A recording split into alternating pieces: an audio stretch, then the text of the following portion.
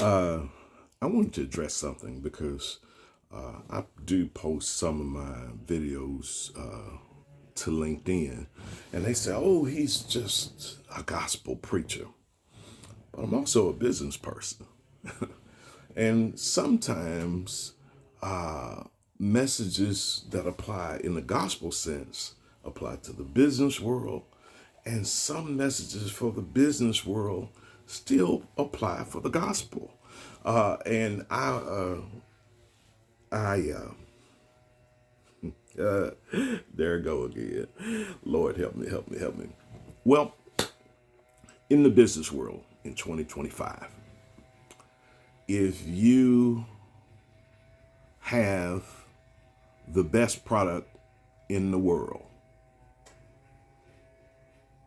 and no one knows about it, can you stick your chest out? I hear people that say all the time that they're the best closer in the world, sales closing in opportunities, consummate sales. But if no one knows who you are, who do you close? So one of the necessary things in ministry and in business nowadays is attention. Everyone, you need attention. Attention is an awesome commodity. Attention is the game changer in 2025. You got to grab everyone's attention. And grabbing attention is harder every day because you got so many content creators out here, so many messages. You got 500 TV channels, you got unlimited whatever videos at your fingertip. I think I looked on our cable provider under one column on movies and it said like 12,400. So we got so many things competing for attention. There's the latest reality show, the latest power episode. Everything. There's always, we're competing for attention. And then some of us get so comfortable in the things of God or in our businesses, and we say things like, my work speak for me.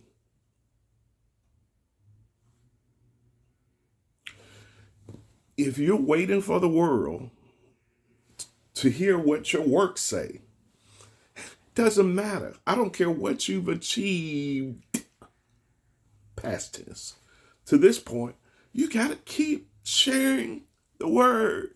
You got to keep promoting your business. You got to keep trying to stack wins. I think we're just we have given up pushing, and we want to sit and rest on our laurels. Yeah, well, the Bible says, "Let your work speak for you." I've stood at many gravesides. Stood at one Saturday, and I said this word. After I said ashes to ashes and dust to dust, I said, I heard a voice from heaven say, "Right. Blessed are the dead which die in the Lord, from henceforth that they have rest from their labors, and their works do follow them." That's talking about somebody already gone. You got some works to do right now. Don't sit back on your laurels. Don't toot your horn. And because the game is changing. We're in an ever-changing business world. I'm going to ask you a question. If you think the old way is the only way that work, what does Airbnb own? Nothing. But Airbnb is worth more than the Hilton franchise now. What does Uber own? Nothing. But Uber's worth more than Ford Motor Company right now. How did these companies come in and change the game and flip the script? And they're not moving by these old paradigms because they were bold enough to use the technology of the moment, and they kept thinking outside of the box, and they were not as scared of pushing their truth. I heard someone, because sometimes people can shame you in some spaces about you taking pay for anything. I'm actually not paid. I've always made my living from the business world, so I've not had to embrace and put my concerns on the church in any sense. That's been a blessing and gives us ability to see further. But I do believe that if it costs $2 and I return your $2 with a 20. Now, I'm not talking about wild faith. I'm talking about adding value to people's lives. Whenever you add value to people's lives, whether it be in business or in ministry, that's an opportunity for you to be blessed. If every time someone puts a 5 forward and you take them $20 worth further, you can be so blessed. Add value to people's lives. And even if, take the money piece out completely, add value. Add value. You're wondering, you want a seat at the table? Add value. You wondering why they're not inviting you to some rooms? Add value. Add value.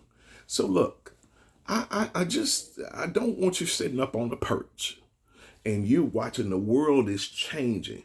Well, I have a $8.9 million building. I know some people that got bigger, believe it or not, and they're quite miserable in this moment. Why would you put all your faith in something that doesn't move when the world is changing at a breakneck speed? Why would you want to be the guy with a 4,800 seats that maybe 500 come to? It's not a winning formula in the moment. I heard Dr. Jamal Bryant throw stones at him, but he's just a guy that's kind of ahead of his times. He said this, that when he starts planting pastors in churches from now on, he says he's not going to give them a building, he's going to give them a laptop. He says because sometimes he's looking on a Sunday morning at 2,000 people in front of him in person. Now, while you would say, wow, that's a lot, but he has 6,500 empty seats. But he said he takes solace and he's sustained because he looks up and sometimes there's 40 to 50,000 people online watching. Tell them the game has changed. The world has shifted. You keep wanting your works to speak for you, past tense. Now let your work speak for you while you're piling it on. There's a church in Dallas called Social Dallas. And I think Social Dallas has been Robert Mabu, something like that. He's an African preacher, but he has done exceptionally well. And they have never really settled. I think they're finally about to get their first permanent building now. But he has made it going from venue to venue. And now they got this new thing called pop-up church. And all of a sudden you're seeing guys having events where 50 and 60,000, 30 and 40,000 people are coming to. All because they're daring to test the limits. Because they're not sitting back and they're not ignoring technology and they're not trying to have their works speak for them.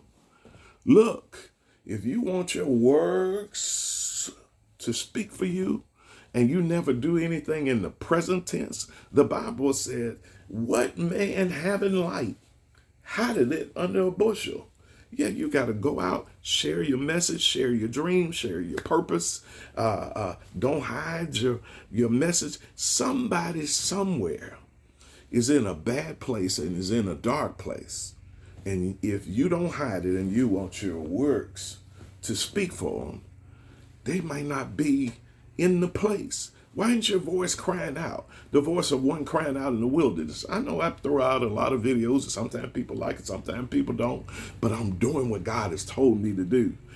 A voice of one crying out in the wilderness. Because if I had $1 for everybody that catches me at a store or at a restaurant and say, I was going through a dark time and man, your words really brought me through. And I said, well, man, you never like anything. You never push, you never comment, you never do anything. And look, they said, well, I don't do all of that. So you never know what your impact will be. I'm just telling you, don't sit back and rest on your laurels and wait for your works to speak for you. Do what God told you to do and do it big now. Be blessed.